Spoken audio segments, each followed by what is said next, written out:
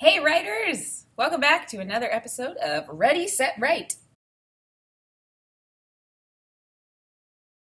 As you can see, I am in a different space than you've ever seen me before. That is because I am back in the classroom. Some of the teachers are allowed on campus, and so I have moved my home studio to my classroom, and I'm very excited about that. Now, let's get to business, which is today's episode of Ready, Set, Write. Today we're going to be talking about writing and writing more. Okay? You've been working on setting up your writing life at home and making sure that it's the best it possibly can be. Now, I want to teach you a very important lesson about writing. And in order to do that, I'm going to use a metaphor. A metaphor is a literary device that helps explain a concept using something unrelated.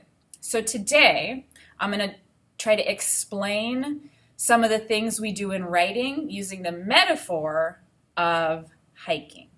Here we have a map of the world.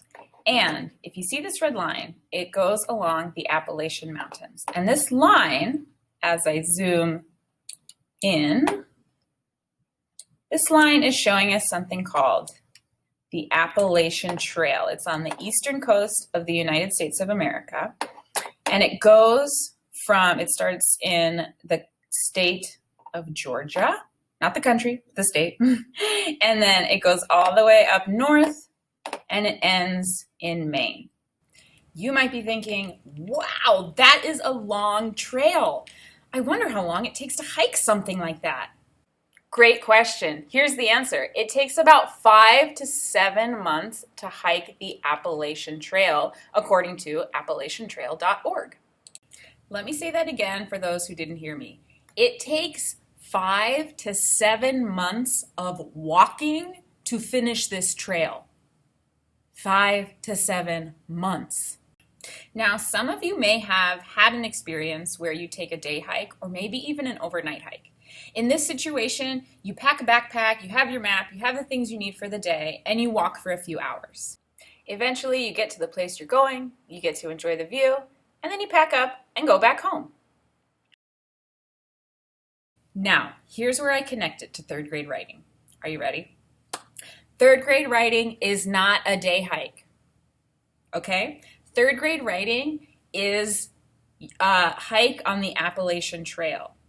You do a little bit every day, and it's eventually going to lead you to the end, which would be like the end of third grade, and it's going to take 9 months. When we think about writing, we're not just in it to finish one story. We're not just trying to make one published piece. We're not just trying to write one page. When we think about writing in third grade, it's a little bit every day, working on different skills and getting better in all of the aspects of writing. Another way to think about it is in third grade writing, it's not just a hike straight up to the end and you reach the top of the mountain and then you're finished. The reason why I use the trail metaphor is because writing is more like a walk in the woods, right? You're going different places. Sometimes you go fast, sometimes you go slow. Sometimes it takes a long time to draft. Sometimes you spend a week on publishing, right? Sometimes you have different views. Sometimes you have different goals. It's not just a one-way thing. So every day when we write independently, we're hiking a little bit more on this writing trail, and we're practicing and becoming better writers. A few times throughout the year, you'll publish a piece and it'll feel like getting to a peak in the trail, seeing a beautiful view, and reflecting on all the hard work you've done. But just because you've reached one peak doesn't mean you're done with the trail. We're going to continue writing and improving and getting better a little bit every day. So you might be asking yourself, Mrs. Wingers, why are you telling all of this to me? Well, my point is this. When you go off for independent writing, your goal is not to do a day hike. I want you to try to think about your independent writing like taking a walk on the trail. You're doing a little bit every day to reach your end goal, the end of the trail, which is the end of third grade.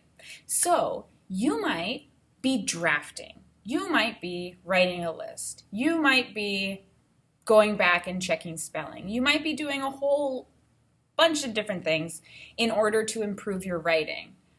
But you're not just trying to write one story or one paragraph or one thing and then say, okay, I'm done, because that's not how we improve. So here's where I end my mini lesson. But before you go off to start your independent writing, I want you to think to yourself, what am I going to do today that will improve my skills as a writer? So give that a think, pick something you want to work on, and then go off and write independently for about 20 or 30 minutes. Okay, have a great day, happy writing, I'll talk to you soon.